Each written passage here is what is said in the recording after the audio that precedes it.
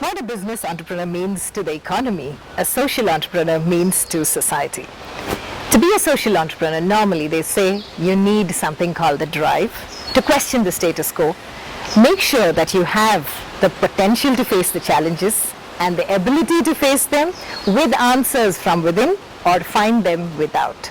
A social entrepreneur has his own set of challenges, but then he definitely is one of those who will make a difference, because that's what he set out to do in the very first place. Today, on yet another episode of I Am Businessman, we have a very interesting social entrepreneur, somebody who believes in the concept of being completely mad when you set out to make a difference. That's right, MAD here standing for Make a Difference. With me, the co-founder of Make a Difference, Jithin Nedumala. Jithin, a pleasure meeting you. Yeah, great meeting you too, Rashmi. Okay, when I was speaking about MAD, I said Make a Difference. Right from how the name came up, can you tell us, in a nutshell, what Make a Difference is all about? Well, basically, in Make a Difference, the idea actually came about when we thought about how society should be, and we had some conversations, and we believe a society should be judged by the way it treats its most vulnerable. And for us, the most vulnerable are children who are not safe in their own homes. These are children who are in the streets begging. These are children who are trafficked. These are children whose parents are not capable of taking care of them anymore. And in very early stages of my life, when I was in my second year of college, I had the chance to visit an orphanage. And one of the things that I noticed was the fact that the way we were treating our most vulnerable was more like second-class citizens than anything else.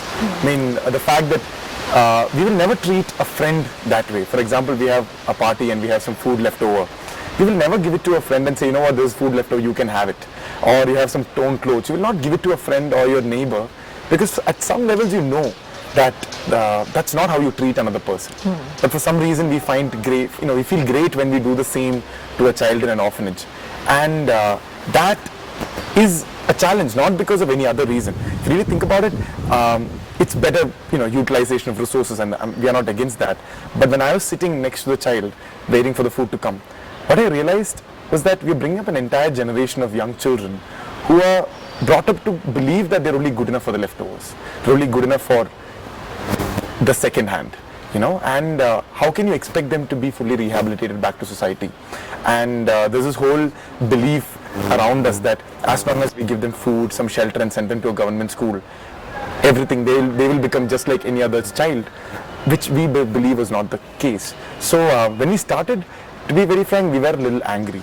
We were angry at the adults, and we started this whole campaign which said the adults have screwed up. It's up to us now. So that anger, that madness was one of the primary reasons we decided to call it MAD.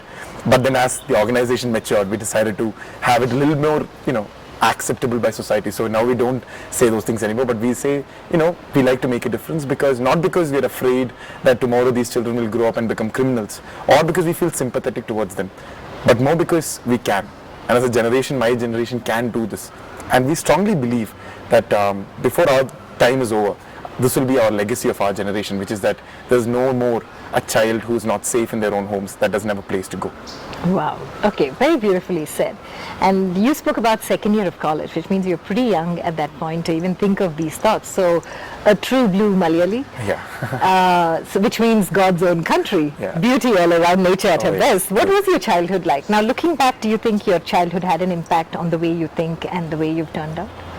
I guess the fundamental difference factor in my childhood that did make a big difference in my life was definitely my parents. Both of them are from villages in Kerala, but they were both extremely hardworking people, and by the time they were 18, 19, my age, they were the best volleyball players in the country. They used to represent India for different tournaments across the world, and that for me it made me believe that you can do something amazing if you're ready to work hard for it. And yes, parents definitely have a big role to play. And how are you as a student, Jithin? I'm very curious, especially because of the cutoffs in colleges today and the pressure students go through. How were you as a student? I was a good student, reasonably. Or the best way to put this would be that whenever parents came to class, the teachers never really complained about my marks. They had other bigger things to complain about. So it was easy. Once I finished my 12th, I passed with around 90 percentage plus, so I got into the college that I wanted, or rather my parents wanted. So studies wise it was okay, but it was frankly because what I had to study was also very easy. It was not, I found education extremely tedious, and one of the reasons why I enjoy my adult life a lot more than my childhood is because I don't have to study in a school in my adult life, and that really, and even now I have to go for these 2-week workshops or 1-week courses by colleges, and I struggle to sit in a class and listen. So student wise it was good, but I studied more outside class than probably inside a class. And why did you even go into an orphanage in the first place? Going to the orphanage in the first place was it was a very random decision, to be very frank. One of my friends got into so the thing about Malayalis is the fact that till 12th standard they are all in Kerala, okay. But after 12th all the cool Malayalis leave to Bangalore or Pune, and all the not so cool Malayalis leave to Coimbatore, and the really unfortunate ones get stuck in Cochin or Kerala. So one of my fortunate friends left to Pune and got into a really good law college. So instead of spending it partying or something, we decided to go to an orphanage. It was a very random decision. It was not really fully thought through, but but walking into an orphanage did have probably for the first time in my life I had somebody look up to me. Those children are looking up to me, and I have no idea why. They just randomly looked up to me, and if you really think about it as a young person, not too many people really look up to you. Your parents don't really expect much from you. My expectation from my parents' side was, Jithin, don't screw up. That's all, right? So for the first time in my life, I wanted to kind of live up to the expectations the children had on me. So it was almost like, I want to be the person the children think I am. So I really enjoyed the first few days, or the first time I spent time with children, and I started going there again. Really enjoyed it. But to be very frank, the big changes, the turning points in my life was not the times when I enjoyed my time there, but when I was affected by the time I was there. So there were two big such milestones in my life. One was the reason why I started MAD. So when we started, I just used to go every weekend and spend time with them, and sometimes even the weekdays too. But there was nothing called MAD or anything like that. But at the end of that year, I had a student called, I don't want to name him, but I have a student who was the best. He was the alpha wolf of the pack, and he was amazing. He had amazing leadership skills. Was a very good student, and I thought that he would really do well in life, And I went back after summer holidays to understand what is he doing after 10th standard, those 10th standard exams, and I came to know that he had quit his studies without even waiting for his course to come out, and he had gone to Mumbai to work for an artificial limb manufacturing company, and that really struck me really hard, because I was spending all my time there teaching them. Abdul Kalam's book was out there, so the whole this thing about dream big and everything is possible was in the air, and I was teaching them all that, and I felt like a fake, where you're telling these children that you can dream and anything is possible, but it's not possible. It's literally not possible. I shouldn't be doing that.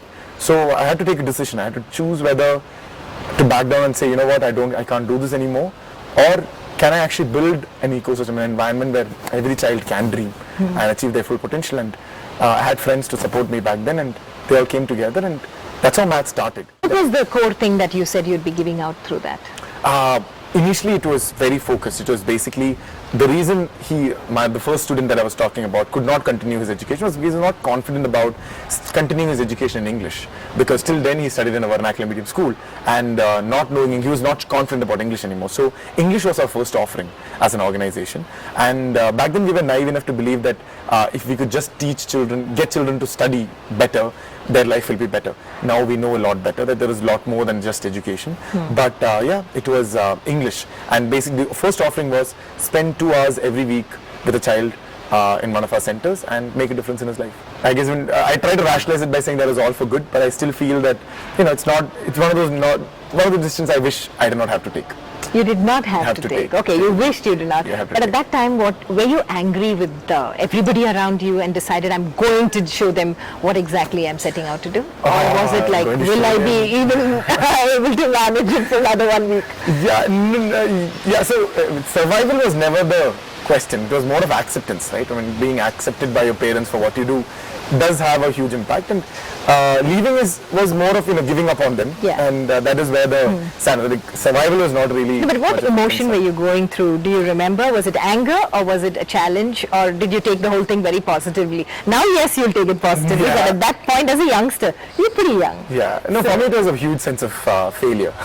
That was what was restless. So I literally tried to make a presentation on to my parents about what M.A.D is, what our future is, and they literally lost interest midway, and it was pure one of those family dramas. It was quite tear-jerking for me, but at the end of it I realized that I'm not able to communicate, and it's not happening anymore. And MBA, IIMs are one of those places that there's one of the reasons I'm slightly angry at IIMs for building this whole thing that if you don't do your MBA, you're a failure. So they really wanted me to do my MBA. So so that was probably me. I had not come to terms. That is probably when I kind of came to terms that there is no much hope. I will not be able to convince them against it. So as far as your vision goes and your mission goes, you're very much on track. Now, when you see all the experience that you as a social entrepreneur has been through individually and as a group, what are those biggest challenges that made you actually sit down and see whether there needs to be a detour in the route you're taking? And have there been such moments? There has been. So there are two. I can think of two, which is the incident that I was the rescuing the child. That was so at that moment one challenge that is that I felt inadequate. I felt that I did not fully understand the problem that I was trying to solve, and that is unfair, I mean, because without understanding the problem, how can you go for how can you pretend that you're solving it? So now M.A.D is actually activated. We have a very strong, one of our top people in the organization is Gloria. She's heading this vertical called Problem. She and along with a colleague of hers called Khushbu is running this program called Problem Definition, which is purely to understand the problem in its entirety, because nobody in India really fully understands it, because the data is so not there. For example, the way we want to understand the problem is we want to interview people who are above the age of 35 who used to once live in an orphanage, and what is their quality of life today? What are the challenges they're facing today because of their institutionalization in the past? And no one has done any such study before, so it's very difficult to get that data, and it's very difficult to even get the data of children who have moved out of an orphanage. There's no directory that we can get this data from. True. So identifying, really understanding the problem was definitely this thing, and honestly we tackled that problem with humility. What we really had to do was, with humility, I accept the fact that we've been doing this for 4 years, but we don't fully understand this yet, and we need to set up an entire unit in M.A.D just to understand the problem fully. So that was one challenge, and the second challenge was around our model, where we were scaling really fast. But even if you look at it, we were reaching out to 5,500 children, and it's one of the in the history of social organizations, and in the space we are one of the fastest scaling organizations. But even in that situation, there are 20 million children in India today who need our services, and even at our current hyper turbo speed expansion, it will take us hundreds of years to get to that stage, and we realize that there's something wrong, and our scale does not make sense anymore. The model does not make sense anymore. But then we were able to get in touch with some experts, and I was talking to you about Rizwan Tayyab we looked at somebody who's a known world over for the model that he has on how NGOs can tackle the problem at its full scale. Because most NGOs are happy tackling a small piece of the problem, but many times it's just under 1%, because the problem is so large and so systemic, right? That you get scared that, I will never be able to tackle at that level, so something is better than nothing. I will do it in the small size. But we were, as an organization, not happy with that. We wanted to ensure that we were able to tackle the problem at its full scale, and it was 20 million children.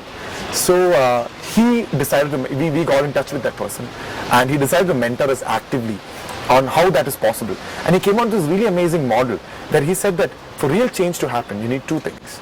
You need a methodology that works, that is able to create change, and an institution to deliver that methodology. So what it basically means is that as long as you know how to make the difference, you don't need to be restricted to just your organization to deliver that methodology. Tomorrow you can empower other organizations to do it, and later you can actually go to the biggest organization of all, which is the government itself, and train the government to do it better. So now as an organization, we have a 20-year plan where today we are solution designers. Every volunteer on the ground, their job is not just to execute and help make a difference in those 10 children's lives, but also help us create the methodology by giving feedback to us, by create a methodology that will ensure that any child who goes through that methodology will be fully rehabilitated. And through that process, once we have the methodology, we will move into a hub model where the volunteer model will still continue as a solution, as a huge lab where we test our solutions, but we will implement those solutions to other NGOs, like there are huge organizations like Don Bosco and SOS, which are taking care of a lot of these children. We will build capacity for them, we'll provide funding for them so they can implement our solutions in their organization using their own stuff. And that, we believe, will help us take us from probably a 20,000 children to a 2 million children. You can quantify and show it, but yours is more a model where you are impacting lives. Yes. So it's more quality, so something which is not tangible. So how do you do the appraisal, and how do you know somebody's actually doing a good job or isn't? Yes, that's absolutely true, right? And more importantly, that's why in a social space you need appraisals more, because there's no clear one number that we can know whether we're going in the right direction or not. And more importantly, the money, the person who's paying us is not the person who's receiving our services, and hence it's very possible for a social organization to thrive without really not making any difference on the ground, because you're still paid by somebody else, and as long as that person thinks we're making a difference, we're all good. But you're doing something really lovely, Jithin, and when it comes to children, it's normally believed that children need more models than critics, and I think you're giving them what they exactly require. God bless you, and may your tribe increase. Such a pleasure meeting you and taking us through your journey. Thank you so much. And thank you so much for spending such an amazing afternoon with me. It was great talking to you. My pleasure completely. Thank you.